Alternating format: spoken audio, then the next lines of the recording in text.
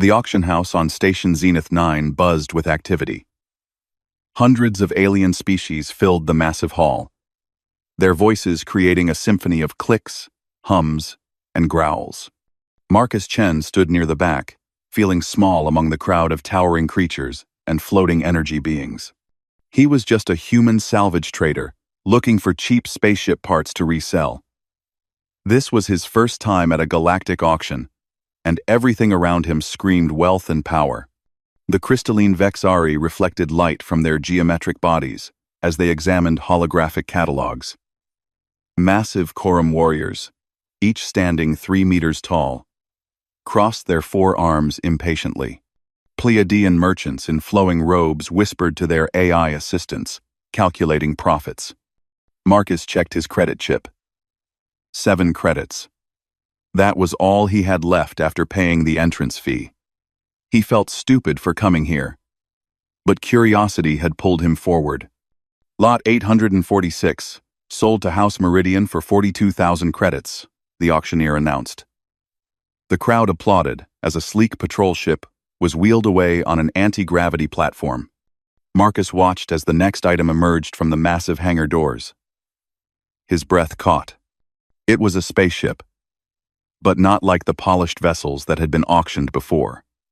This one was huge, nearly twice the size of the previous ships. Its hull was dark, gray, covered in scorch marks, and dense. The armor plating looked thick and brutal, designed for war rather than elegance. Several panels were missing, exposing damaged internal systems. Lot 847, the auctioneer said, his tone shifting from enthusiastic to dismissive. A primitive human relic, recovered from the outer drift, approximately 200 years old, dating back to the Lost Colony Wars. Laughter rippled through the crowd. Marcus felt his face grow hot. Human technology. A Vexari near him said to its companion, its voice like wind chimes. How amusing. Their ships fall apart after a century. Starting bid, 1,000 credits, the auctioneer announced without enthusiasm. Silence filled the hall. No one moved. No one raised a paddle. The auctioneer waited, clearly embarrassed. Perhaps. 500 credits? More silence. A few aliens whispered and pointed at the damaged ship, making jokes Marcus couldn't quite hear, but could definitely imagine. Human junk, rumbled a Quorum warrior somewhere to his left. Not worth the scrap metal. Something snapped inside Marcus. He had spent 3 years working in space, seeing human colonies struggling, while aliens treated them like primitive children. He stared at that battered warship and saw something they didn't: history, sacrifice, and the stubborn human refusal to quit. His hand shot up. 7 credits. The entire hall turned to look at him. The silence was deafening. The auctioneer blinked its 3 eyes. I'm sorry, did you say 7 credits? That's all I've got, Marcus said, his voice steadier than he felt. 7 credits for lot 847. Laughter erupted. Aliens pointed at him, their amusement clear in every language. A wealthy Pleiadian merchant named Lord Cassix, dressed in shimmering robes, looked at Marcus with something like pity mixed with contempt. 7 credits, Cassix said loudly, his voice dripping with mockery. How perfectly human. Throwing away money on garbage. The auctioneer looked around hopefully, waiting for a real bid. When none came, he sighed. Very well. Lot 847, sold to the human for 7 credits. Please see the payment desk. Marcus paid his 7 credits and received a data chip containing access codes and ownership documents. As he walked toward the hangar, he could still hear aliens laughing behind him. The UESS Indomitable, that was the ship's name according to the documents, sat alone in a corner of the auction hangar. Up close, it looked even worse. The hull was scarred, with weapon impacts. Several thruster ports were dark and dead. The main viewport was cracked. Marcus pressed his palm against the access panel, uploading his new credentials. For a long moment, nothing happened. Then, with a groan of ancient machinery, the boarding ramp lowered. The inside was pitch black. Marcus activated a glow stick and stepped aboard carefully. The corridor smelled of old metal and recycled air. Dust covered every surface. He made his way toward what he hoped was the bridge, his footsteps echoing in the darkness. The bridge was larger than expected. Designed for a crew of at least 20, command chairs sat empty. Their padding cracked and faded. Control panels were dark. Everything looked dead. Marcus sat in the captain's chair and laughed bitterly. 7 credits. I bought a tomb for 7 credits. Then, something hummed. Lights flickered on across the bridge, dim but growing stronger. Panels began to glow with soft blue light. Marcus jumped to his feet as systems awakened around him. A holographic figure materialized in front of the main viewport. A stern-looking man in an old Earth military uniform. His expression hard and intelligent. Scanning new presence. The hologram said in a gravelly voice, DNA confirmed. Species. Human. Authorization level. Command. Eligible. The holographic figure straightened and saluted. Guardian AI. UESS Indomitable. Reporting. New captain identified. What are your orders? Marcus stared, his mouth open. The ship wasn't dead. It had been waiting. For someone like him. Marcus couldn't stop staring at the holographic soldier standing before him. The AI looked so real, so solid, that he almost forgot it was just light and data. You're operational? Marcus asked, his voice shaky. The auctioneer said, all systems were dead. Incorrect assessment. Guardian replied, his arms clasped behind his back in military posture. The Indomitable entered hibernation protocol 7-3 Alpha. All non-essential systems were shut down to avoid detection and preserve core functions. I have been waiting for human command authorization for 197 years, 4 months, and 16 days. Marcus sat back down in the captain's chair, his legs suddenly weak. What happened to the original crew? Guardian's expression didn't change, but something in his tone softened. They died defending Colony Station Prosperity from hostile forces. Unknown attackers. The crew fought for 18 hours. When life support failed, Captain Rodriguez ordered me to seal the ship and wait. Wait for another human to find us. The weight of those words settled over Marcus like a blanket. Nearly 200 years. This ship had been floating alone. Waiting. While the galaxy forgot about it. Show me what we have, Marcus said quietly. Full inventory. Guardian nodded, and the main view screen came alive with data. Lists scrolled past weapon systems, armor specifications, engine capabilities. As Marcus read, his eyes grew wider. The armor wasn't just thick metal plates. It was something called reactive composite layering. Multiple thin sheets that could shift and adapt to absorb different types of energy weapons. The technical documents showed human engineers had created something that learned from each hit, becoming stronger against repeated attacks. This technology, Marcus whispered.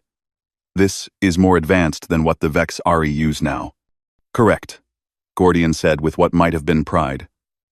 Human engineering philosophy differs from galactic standard. Other species optimize for efficiency. Humans optimize for survival.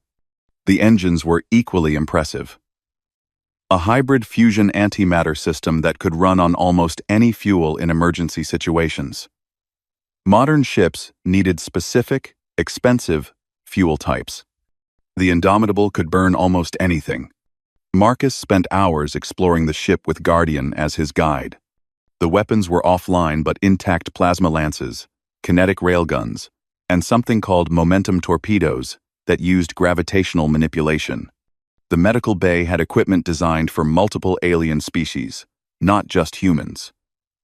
The cargo holds were massive. This wasn't just a warship. It was a statement. Humans had built this to prove they belonged in the galaxy.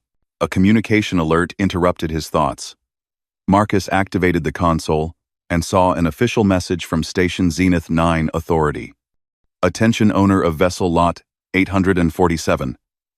You are required to pay docking inspection fees of 15,000 credits within 24 hours, or your ship will be impounded. Marcus's heart sank. 15,000? That's impossible. Guardian's hologram flickered. This is not standard procedure. Station regulations require only 500 credits for inspection fees. Someone is manipulating the system. Before Marcus could respond, another message came through. This one was a private communication request from Lord Casix, the Pleiadian merchant who had mocked him at the auction. Marcus accepted the call. Casix's smooth face appeared on screen, his smile predatory. "Human Marcus Chen," Casix said warmly, though his eyes were cold. "I hope you're enjoying your purchase. I wanted to make you an offer 50,000 credits for that old ship. Generous, considering you paid only 7. Not interested," Marcus said immediately. Casix's smile didn't waver. "I think you misunderstand your situation. You cannot afford the inspection fees. The station will seize your vessel. I'm offering you a way out." "How did you know about the fees already?" Marcus asked, suspicious. "Let's just say I have friends in station authority." Casix replied smoothly. "Think carefully. Human. 50,000 credits would change your life. That ship is worthless to you." Marcus ended the call without answering. His hands were shaking with anger. "Adder," Guardian spoke quietly. "Captain, I detect unauthorized access attempt at airlock 3. Marcus rushed to the security console. Camera feeds showed a small figure working on the external lock, someone trying to break in. "Activate defenses," Marcus ordered. "Non-lethal protocols only," Guardian confirmed. "Engaging." A pulse of sonic energy erupted from the airlock. The intruder collapsed, stunned, but alive. Marcus grabbed an emergency oxygen mask and went to investigate. The intruder was a young Vexari, her crystalline body pulsing with weak light. As she regained consciousness, she looked up at Marcus with what might have been fear. "Please," she said, her voice like breaking glass. "Don't kill me. Casix hired me. He wanted your ship's data core." Marcus helped her sit up. "Why does he want it so badly?" The Vexari, who introduced herself as Prism, took a shaky breath. "Because he knows what you don't. Casix collects lost human technology. Ships from your colony war era were built differently, creative, adaptable, breaking all the rules. He has 3 others already. Your ship is special, though. It's a prototype." "Prototype for what?" "For warships that think," Prism said. "Ships that bond with their captains. Technology that scared the galaxy so much, your own government shut down the project." Marcus looked back at the indomitable, understanding, dawning. Prism stood carefully. "You have maybe 24 hours before station security. Who work for Casix. Seize this ship legally. You can't pay the fees. You can't fight them." "Then what do I do?" Marcus asked. Prism's crystalline face shifted into something like a smile. "You run. And maybe, let me help you. I want to see what this ship can really do." Marcus made his decision. "Guardian, prepare the ship for launch. We're leaving." "Finally," the AI responded. "A proper captain." Time was running out. Marcus and Prism worked frantically in the engine room, while Guardian coordinated their efforts through holographic displays that appeared wherever they needed them. "Engine power at 60%, Guardian announced. "Sufficient for departure, but not optimal for combat." "What about weapons?" Marcus asked, wiping sweat from his forehead. The ship's internal temperature was rising as dormant systems came online. Point defense cannons operational. Main plasma lances require isotope cells we don't have. Shields, at 42% capacity. Prism connected another power relay, her crystalline fingers moving with precise speed. This ship is incredible. The power distribution system learns and adapts. I've never seen anything like it. Ludova, can we fly or not? Marcus pressed. Yes, Guardian confirmed. But I recommend against engaging multiple opponents. An alert screamed across all stations. Marcus rushed to the bridge and activated the external cameras. His stomach dropped. 5 station security ships had surrounded the Indomitable, their weapon ports glowing with ready energy. The communication channel crackled to life. Unregistered vessel, you are ordered to power down immediately. You have violated Station Ordinance 47 and must submit to impound procedures.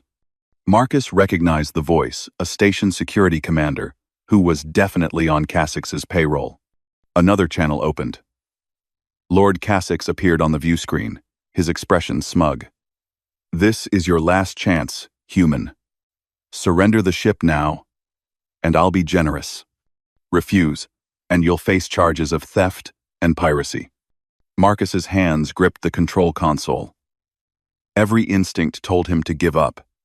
He was one human with a barely functional ship against the entire station authority.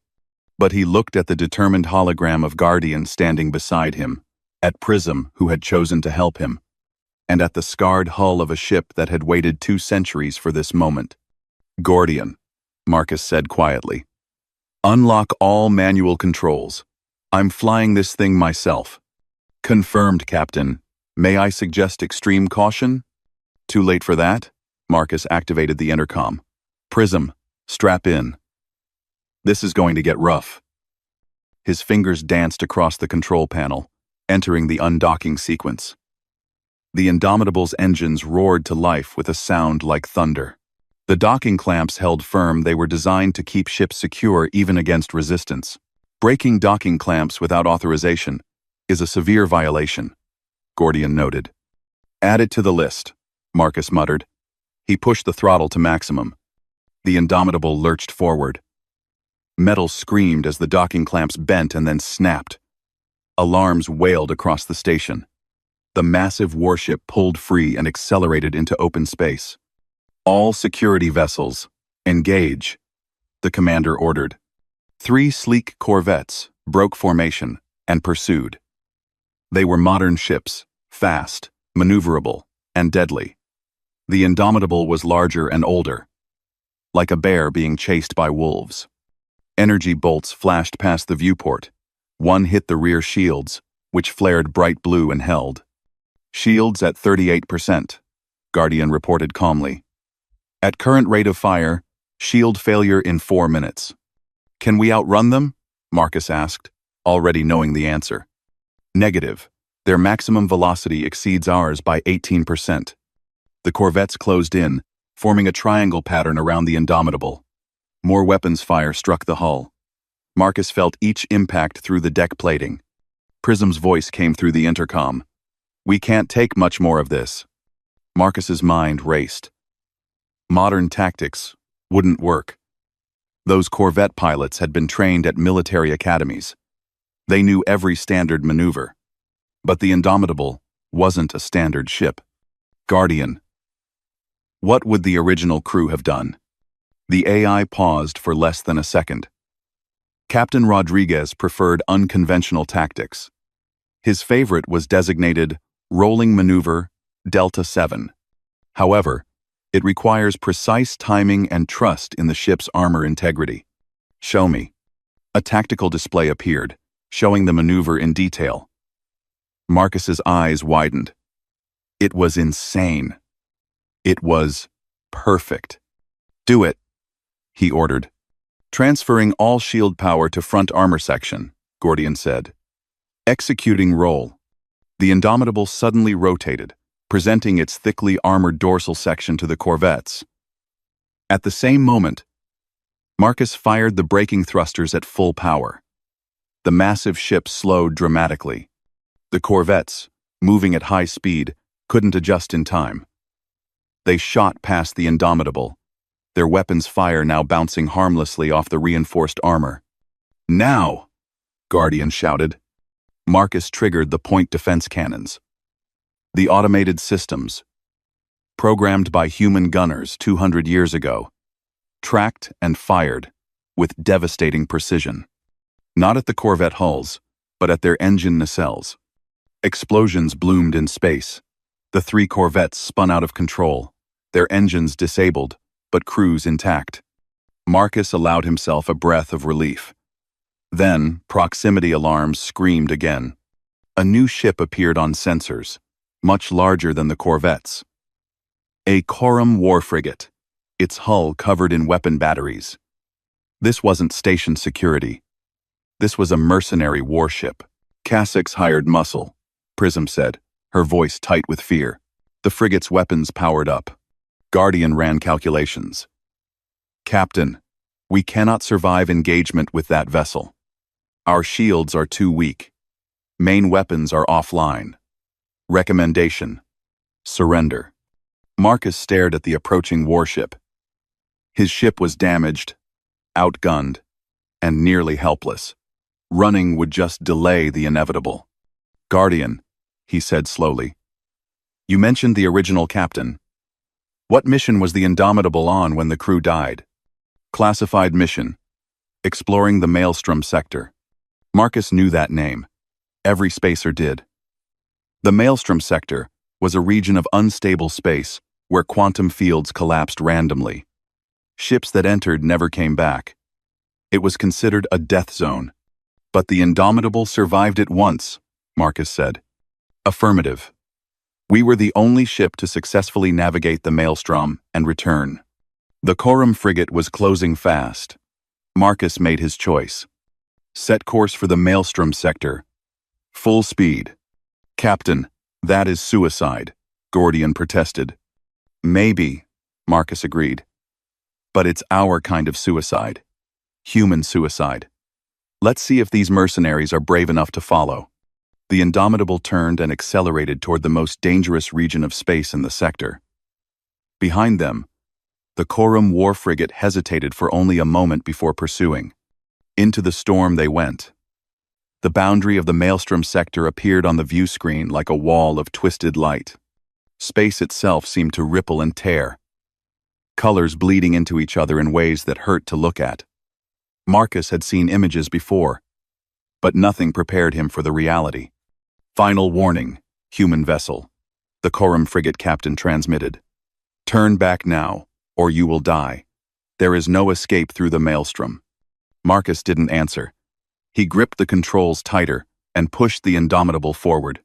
The moment they crossed the boundary, everything changed.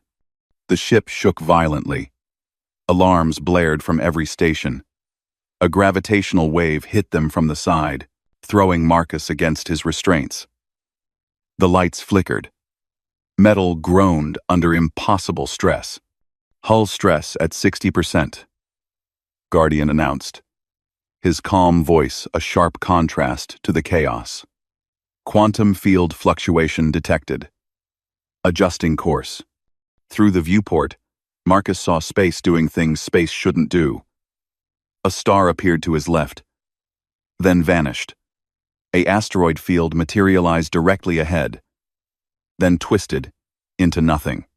Reality was breaking down. The Corum frigate has followed us in, Prism reported from the engineering station, her crystalline body pulsing with anxious light. Wait! They're in trouble! Marcus checked the sensors. The frigate's engines were failing. Their navigation system couldn't handle the constantly shifting gravitational fields.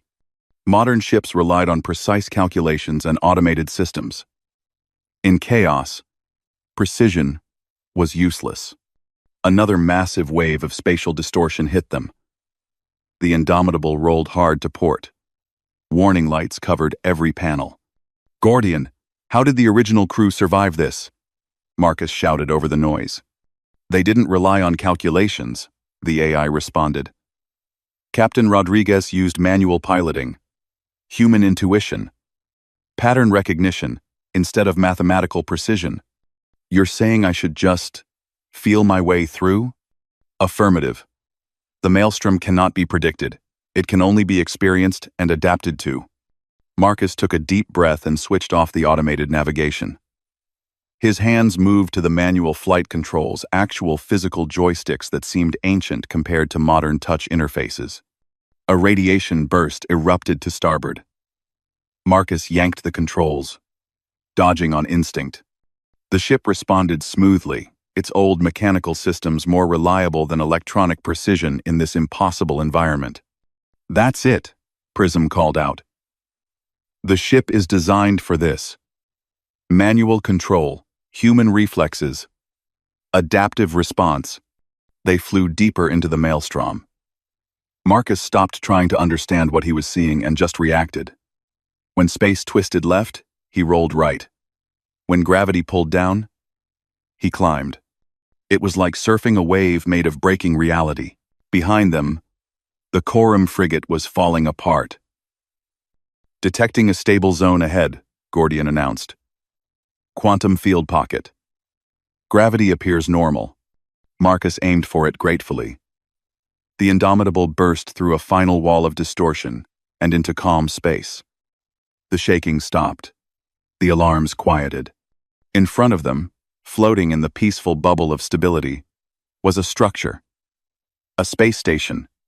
Old and dark, but intact. "Scanning," Guardian said.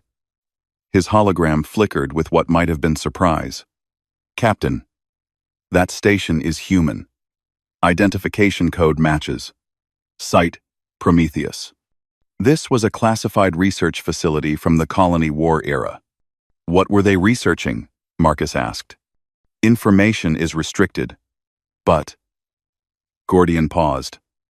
Site Prometheus was listed as the origin point for the Indomitable class design program. Marcus felt his pulse quicken. "This is where they built ships like yours?" "Where they designed them, yes. Captain, if the research data is still intact." He didn't need to finish. Marcus understood. This station held the secrets of how the Indomitable was made. Technology, the galaxy, had forgotten. Technology that could change everything. "Prism, can you dock us?" "Already on it," she replied. The Vex Ari worked the controls with expert precision, guiding the Indomitable toward the station's docking port. They suited up and crossed through the airlock. The station's interior was dark, but intact, preserved perfectly in the maelstrom's stable pocket. Emergency lights flickered on as they moved through corridors, responding to their presence. Guardian's hologram projected from Marcus's suit computer. "Main database should be in the central research lab. This way." They found it a massive room filled with holographic displays and data storage units. When Marcus activated the main console, files began appearing. Weapons specifications, armor designs, engine schematics, AI bonding protocols. Everything needed to build ships like the Indomitable. Ships that worked with their crews, instead of just for them. Ships designed for survival through adaptation, rather than efficiency. "This is worth millions," Prism whispered. "Billions. Maybe. Every government in the galaxy would want this." Marcus began downloading the data to the Indomitable's systems. Progress bar crept upward, 20%, 40%, 60%. Then alarms screamed. "Multiple ships entering the maelstrom," Gordian announced. "Sensors detect 6 vessels. Configuration matches Cassix's mercenary fleet." Marcus ran to a viewport. Through the swirling chaos of the maelstrom, he could see ship lights approaching. They were struggling, clearly suffering damage. But they were coming anyway. "How did they find us?" Prism asked. "They followed our engine trail through the distortions," Guardian explained. "Risky, but possible. They will reach this stable zone in approximately 8 minutes. The download was only at 70%. They needed more time." Marcus looked at the old research station, at the Indomitable docked beside it, and at the approaching lights of enemy ships. 6 against 1. His ship was still damaged, weapons were limited, and they were trapped in a pocket of calm, surrounded by deadly chaos. But the humans who built this place had designed the Indomitable to face impossible odds. They had created something that could adapt, survive, and fight when everything else failed. "Gordian," Marcus said, "can we use the station's old fabricators to install any of these prototype upgrades?" The AI calculated. "Some systems, yes. We have 1 hour before they arrive if we work fast. Then we don't run," Marcus decided. "We make our stand here." Prism's crystalline face showed something like admiration. "You humans really are crazy." "Yeah," Marcus agreed, pulling up the weapons specifications. "That's kind of our thing." Quote, "Where along?" 45. They had 1 hour to turn a damaged warship into something that could face a fleet. The clock was ticking. The next hour was a blur of desperate activity. Marcus and Prism ran between the station's fabricators and the Indomitable's weapon systems, installing upgrades that were 200 years old, but still more advanced than anything in current use. Guardian coordinated everything, his hologram appearing in multiple locations simultaneously. Plasma lance capacitors at 70%, momentum shields online, armor reinforcement, complete on starboard sections only were out of time. Through the viewport, Marcus could see the mercenary fleet emerging from the maelstrom's chaos. 6 ships, battered but functional. They formed a semicircle around the stable zone, cutting off any escape route. "They're hailing us," Prism said quietly. Marcus accepted the communication. Lord Cassix's face appeared on the screen, and for the first time, the Pleiadian merchant wasn't smiling. He looked angry. "You've cost me 3 corvettes, considerable money, and my patience," Cassix said coldly. "Surrender the ship and the research data. I'll let you and the Vex Ari leave alive." Marcus glanced at the weapons console. The newly installed plasma lances glowed with ready power. The shields were stronger than before, reinforced with prototype technology. But 6 ships were still 6 ships. "This is human technology," Marcus replied. "Built by humans, for humans. It's not for sale." Cassix's expression hardened. "Then you'll die protecting junk." "Attack formation." The 6 mercenary ships moved forward, weapons charging. Marcus cut the transmission and turned to his crew. "Prism, route all power to weapons and shields. Guardian, target their engine systems. I want them disabled, not destroyed." "Understood, Captain," the AI responded. "Engaging combat protocols from the Rodriguez manual. Preparing for unconventional warfare." The first barrage of energy fire lit up the darkness.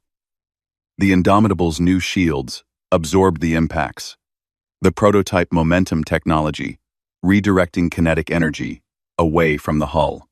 But the ship shuddered under the assault. "Returning fire," Marcus announced. The plasma lances fired not the weak energy weapons common in the galaxy, but concentrated human-designed beams that cut through modern shields like paper. 2 mercenary ships broke formation, their shields collapsing. "They weren't expecting that," Prism said with satisfaction. But the other 4 ships adjusted quickly, spreading out and attacking from multiple angles.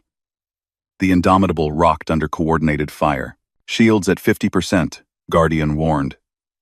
"We cannot sustain this. Marcus's mind raced.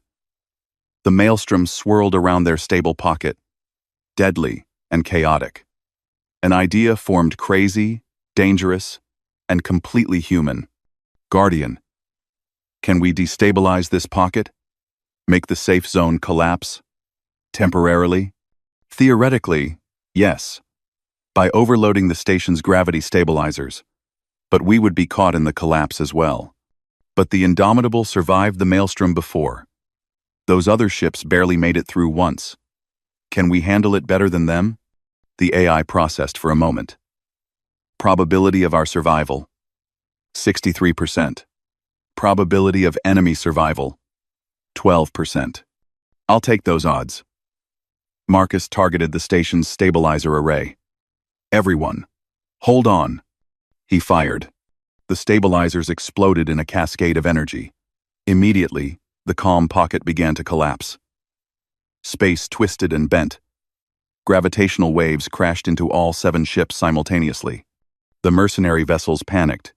Their automated systems tried to calculate safe routes, but the chaos changed faster than they could process.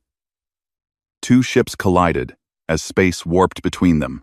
Another spun wildly, its engines failing. Marcus gripped the manual controls and flew on pure instinct. The Indomitable twisted and rolled, following patterns only a human mind could see in the chaos. Guardian fed him suggestions. But ultimately, it was Marcus's hands on the controls, his reflexes making split-second decisions. A mercenary ship appeared directly ahead, disabled and drifting. Marcus dove under it. Another ship fired, blindly. The shot went wide, as gravity bent it away. "You're doing it," Prism shouted. "You're flying through the impossible." Then, Marcus saw an opportunity. One mercenary ship was struggling near a spatial anomaly. He maneuvered the Indomitable close and used the tractor beam to grab a piece of station debris. With a pulse of energy, he flung it toward the anomaly. The debris hit the warped space and was accelerated to incredible speed. It slammed into the mercenary ship's engine section.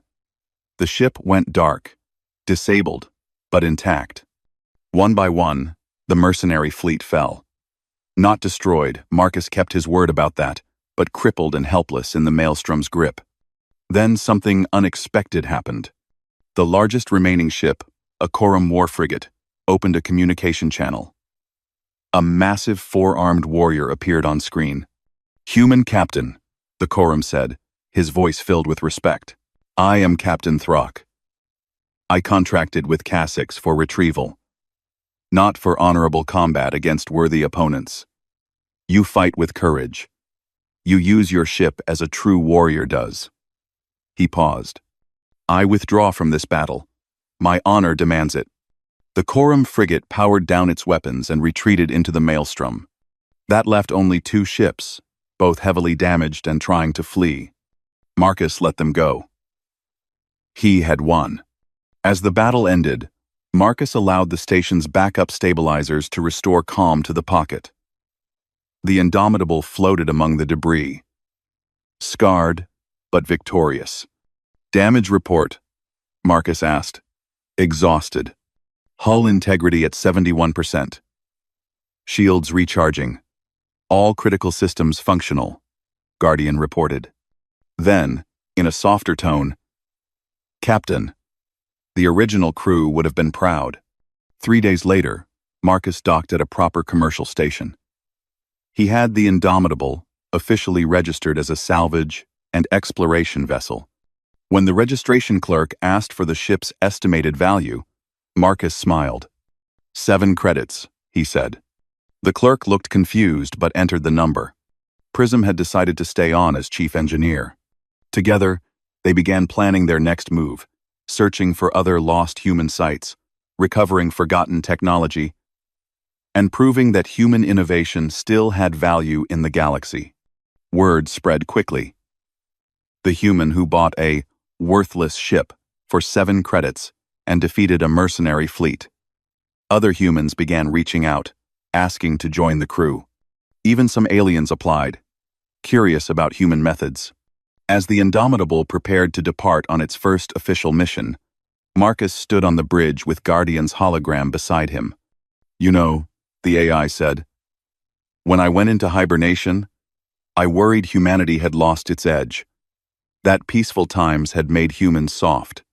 And now?" Marcus asked. Guardian's holographic face showed something that might have been a smile. "Now I know better. Humans don't need the best technology or the biggest ships. You make whatever you have into the best. You adapt. You survive.